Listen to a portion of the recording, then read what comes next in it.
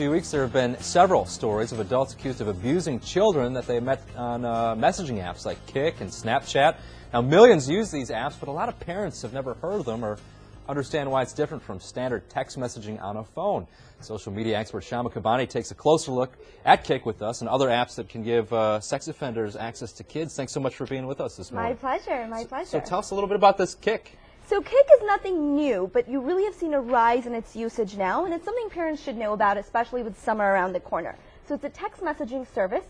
So remember AIM back in the days, like AOL Instant Messenger? So any type of instant messenger, but now it's smartphone based. So it doesn't matter what type of smartphone you have, you can now use Kik. And the way it works is you just have a screen name. So you don't need someone's cell phone number to be able to text them, you just need their screen name. Wow, wow. And then there are other apps that are similar. Can you talk to us about those? Yes, there are similar. There's Snapchat, there's different sites that people can use anonymously. I think the key really here is to make sure that if they are using something aside from text messaging, that it's much safer. And I can show you an alternative. Would you like to see that? Absolutely. For parents who are wondering. So here is one called GroupMe. And so, you know, one of the things about Kik is, what if you want to text message people in groups? So let's say your Girl Scout group is meeting, right? Or you've got a bunch of people that need to get the same information about tomorrow's field trip. So there is a place and time for group messaging, but the other kind of sites like Kik are not always the best.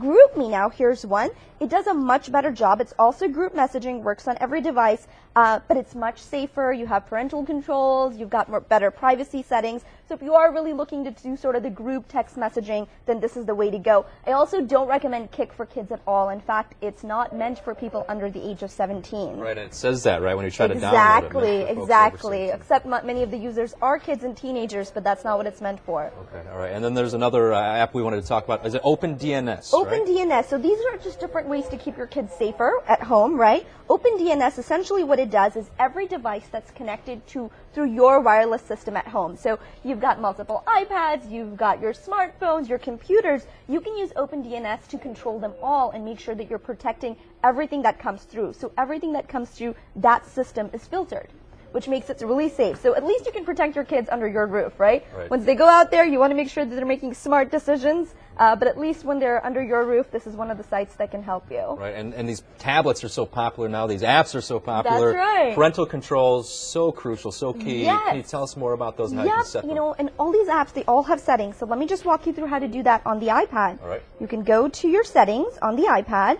and if you go to General, right, you can turn on restrictions. If you enable restrictions, you can choose what apps to allow kids to install. Do they need permission even to delete certain apps? So let's say you've got something there really kind of, you know, doing the Big Brother thing, watching the kids. They can't delete those apps either. So this is great. You can also allow certain content, saying you want to limit things that are rated PG or, you know, that are okay for teenagers, and you can do that as well. Okay, great. Well, Shama Kabani, thanks so much for coming in this morning. My pleasure. Yeah, and you can find a link with her tips and much more at our website, myfoxdfw.com.